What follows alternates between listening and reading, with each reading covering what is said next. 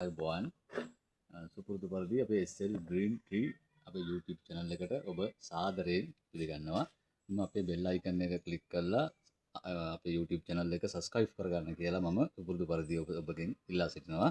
අපි මතකයි ඊයේත් අපි එක වීඩියෝ එකක් කරා අපේ රටේ තියෙන ඖෂධ පැලෑටි ගැන. අපේ රටට හැඳින්වුවේ විදේශිකයන් ඉස්සර ඉන්දියානු සාගරයේ මුතු ඇටය කියලා. එච්චර ලස්සන රටක් තමයි අපේ රට. මේ රටේ තියෙන ඖෂධ පැලෑටි ගැන විස්තරයක් කරන්න තමයි අපි මේ YouTube channel එකෙන් ඔබට ඔබත් එක්ක එකතු වෙන්නේ. මම ඊයේ එක ඖෂධ පැලයක් ගැන සර්ප විසට ගන්න පුළුවන් ඖෂධ පැලයක් ගැන ඔබට එක විස්තරයක් දෙරුවා. අදත් මම එක ඖෂධ පැලයක් ගැන විස්තරයක් කරන්න තමයි මේ YouTube channel එකත් එක්ක අපේ එකතු වුනේ. අපේ රටේ අපේ ඉන්නවා විවිධ මැසි මදුරු වර්ග. ගොඩක් මැසි මදුරු වර්ග ඉන්නවා. අපිට හරීම මේ කරදරයක් තමයි මේ මැස්සු මදුරුව කියන්නේ. අපි මැස්සු මදුරුව බෝ වෙන්නේ අපේම තියෙන දුර්වලතා නිසා.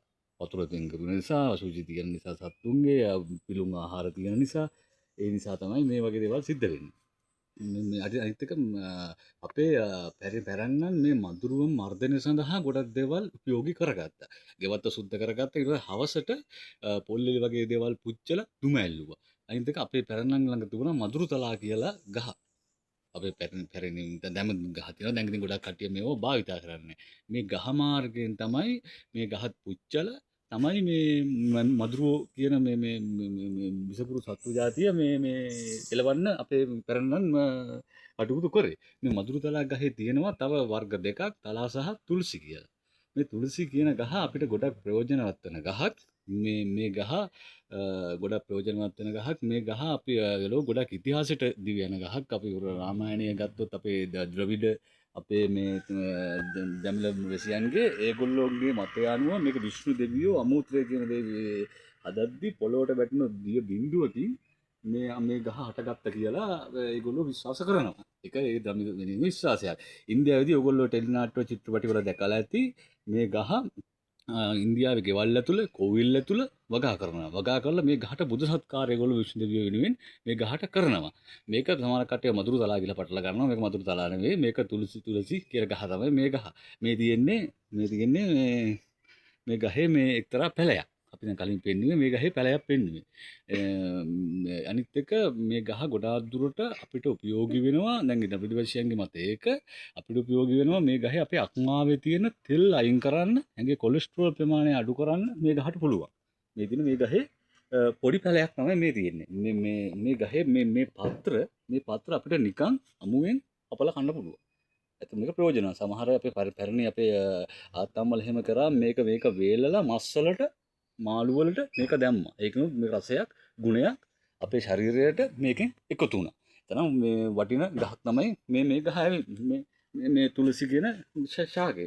අනිත් එක මේ ශාකය මේ පොඩි කාලේ තියෙන පැලයක් තමයි මේ දැන් මේ මම මේ වීඩියෝ එකෙන් පෙන්නන්නේ මේ පොඩි කාලේ තියෙන පැලයක්. මේ ශාකය සමහරවිට මේ ලඳු කැලෑ ආශ්‍රිතවත් ලැබෙන්න පුළුවන්. වරද්ද ගන්නවා මේ මදුරු තලා ගහ නෙවෙයි. මේ ශාකය අවුව වැටෙනකොට මේ ගහ රතු පාට වෙන්න ගන්නවා.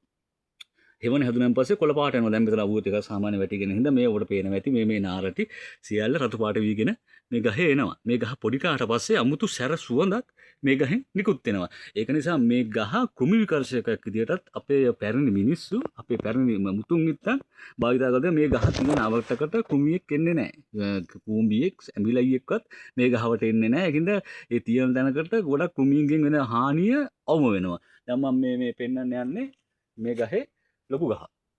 මේ අපි හැදිච්ච මේ ලොකු ගහක් තමයි මේ ගහේ තියෙනවා මේ මල් ඇවිල්ලා මේ. ඔබට පේනවා ඇති මේ ගහ දෙක රතු පාට වීගෙනවා. මේ තියෙන පොඩි මල් මේ ගහේ තියෙන මේ ලොකු ගහක්. ටික සාරට හැදිච්ච මේ ලොකු ගහක් තමයි මේ තියෙන්නේ. මේ ගහ ළඟත් අර අමුතුමර මේ සුවඳක් මේ ගහෙන් මේ නිකුත් වෙනවා. අනිත් එක මේ ගහේ විද්‍යාත්මකව අපි ගත්තොත් එක්තරා හේතුවක් තියෙනවා. මේ ගහෙන් රැට ඔක්සිජන් කියන අපි උෂ්ම ගන්න. අපේ වායුව පිට කරනවා. මේක ගෙවල් වල හදාගත්තට කිසිම හානියක් වෙන ගහක් නෙවෙයි. ඒ අර ද්‍රවිඩ වැසියන් මේ දේ කරන ඇද ඒගොල්ලන්ට ප්‍රයෝජනයක් ඇති වෙනවා. අපි පුළුවන් තරම් ගෙදර ඉස්සරහා මේ ගහ කවා ගන්නවා නම් ඇත්තටම හොඳයි. දැන් ගොඩාක් මතයක් තියෙනවා මේ ගහ නිසා විශ්ව ශක්තිය කියලා දේ අපේ ගෙදරකට ඇතුල් වෙනවා කියලා. ඒක ඉතින් ඔබගේ මතය අනුව තීරණය වෙන දෙයක්.